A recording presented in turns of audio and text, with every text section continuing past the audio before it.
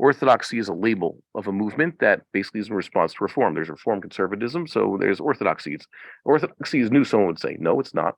It's just the old people just doing as they always were, but now they have a new name for themselves. Just like when they're Karaites, so we're Rabbinites, And when Tzedukim and Baitusim were around, so we became what? Prushim. Even though it just means we're just the regular Jews, the Orthodox. So too, Haredism is a new name. When did the word Haredism, the Ida Haredis, basically, when did they form themselves? In reaction to the formation of the Rabbanut in mandatory Palestine. The people just want to stick to the old ways.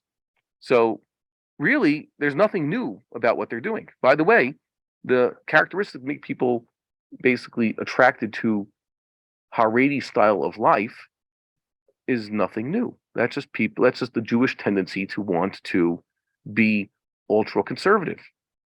So they would call it Haredites also in the olden days. And you could probably see echoes of this in discussions among the Tanaim.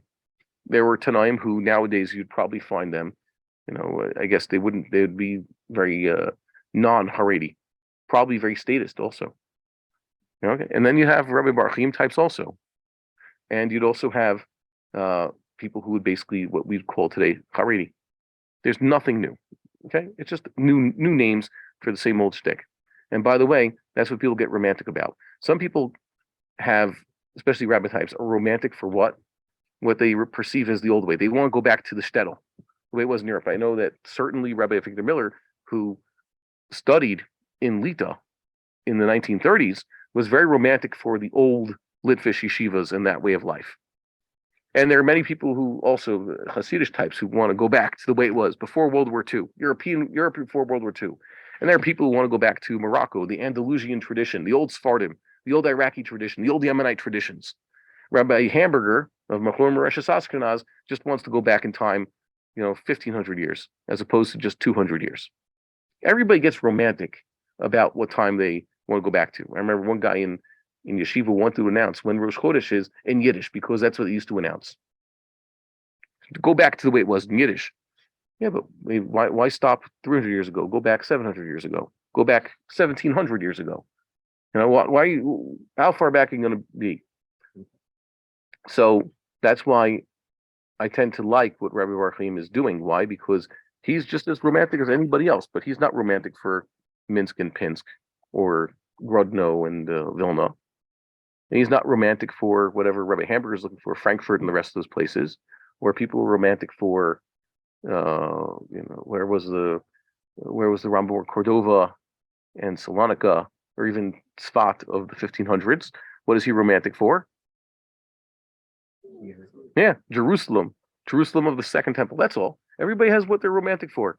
So if you're going back in time, someone told me today, Rabbi Bar-Hayim's opinion, that's the Das Yachid. I said, it's the Rishalmi, it's the Russian, the Tur, it's the Vilna Gaon.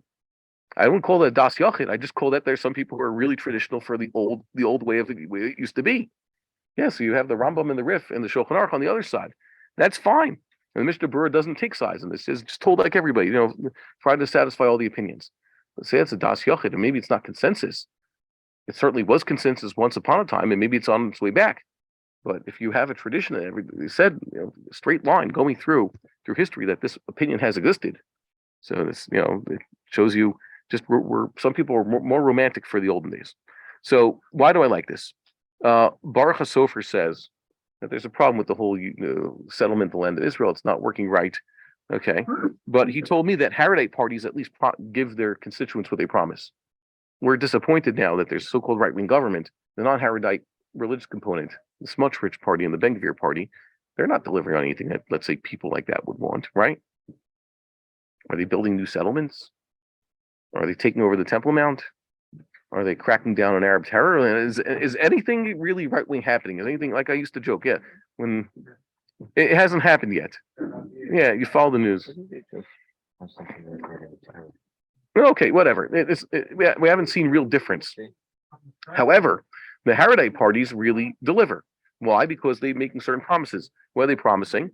They promise to blatantly and cynically use the corrupt system to get bigger pieces of the pie for their constituents. right? That's what politics is about. It's just about getting for their mostos, and they deliver. And you can imagine that if they would want to conscript, do something that's very against the Haredite political agenda, which may or may not be good, there's a lot of which I approve of. You know that they would cause the government to collapse. They'll say, no, these are our red lines, so they get what they want. But here's the good thing.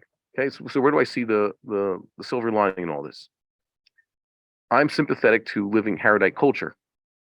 Okay, why? Because it's good for your children.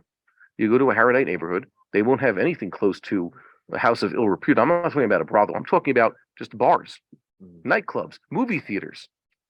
Those types of garbage don't exist in good from Jewish communities.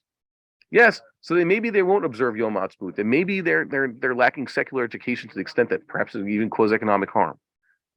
That might not be good. But you know what they don't have? Drunkenness. You know what they don't have? Crime on the streets, right? Safest place to walk is where? A very Jewish community. Yeah, especially on Shabbos. You know, not even, no one's driving. You know, all that, you could tell a lot by a community by looking at what kind of stores they have on their main street. So yes, I think that they're getting some good things done, but here's even better.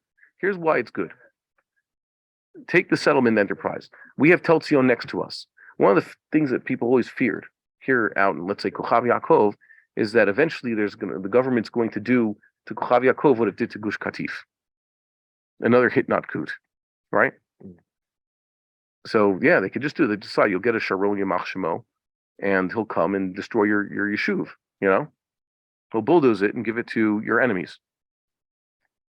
But that's not going to happen. You know why? Here, you know why it can't happen here? Why we're protected? Because we have a Haredi majority here. Tel Tzion is full of thousands and thousands of Charedim who are strong Shas supporters, and they will not allow their houses to be destroyed. All that money thrown down the drain and their lives ruined. They will not allow it.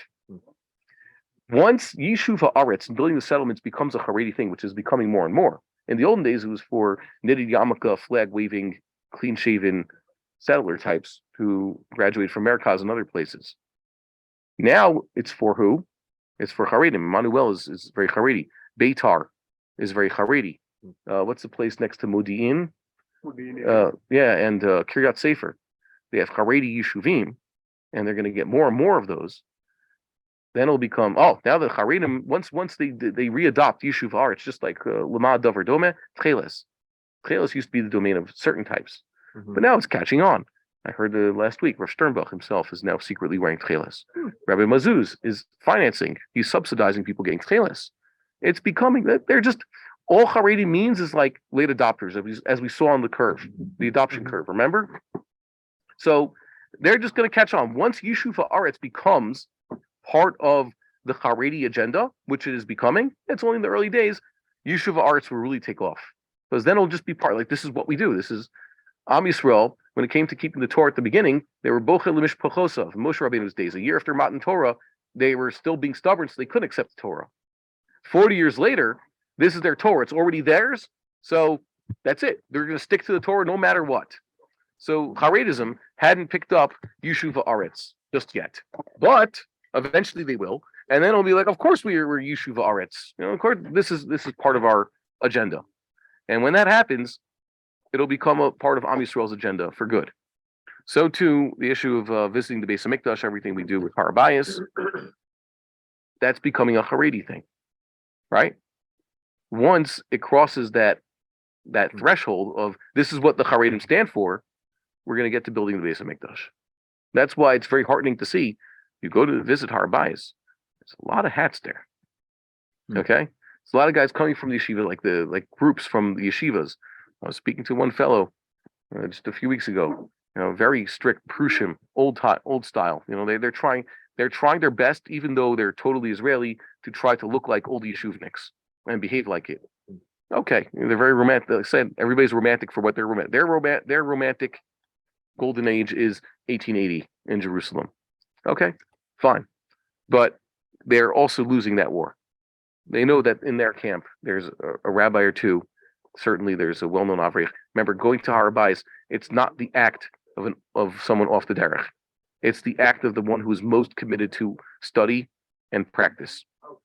and that's why it has staying power. And when that becomes part of the regular Haredi, I guess, culture, then we'll finally have progress, because they're the ones who get the job done. So I'm looking forward to this. It'll take some time, but it's getting there. Okay. So I think Rabbi, what's his name, Gordon, who teaches at the Gush, said he was very happy to see Reform Judaism, Reform feminist Judaism, fighting over the Kotel as theirs. Why? He says it used to be Reform stood for not even living in the land of Israel, and now they want a piece of the Kotel also. It's also ours. He says the Reform is already they also want to adopt the Kotel. It means they've gotten a lot farther. He says, I want the Reform to say these are our settlements. Okay, how could you think about moving away Ma'ale Adumim and Itamar and the rest of them? These are ours also. It's also our chelek. That's a good thing. Okay, it's heartening. It's heartening that Esav wants a piece of the bracha. We would like to encourage our viewers to share these videos with friends and send in your responses. If you would like to obtain Birkon Nusach Eretz Yisrael or invite the rabbi for a speaking engagement, please email us at office@machonshilo.org.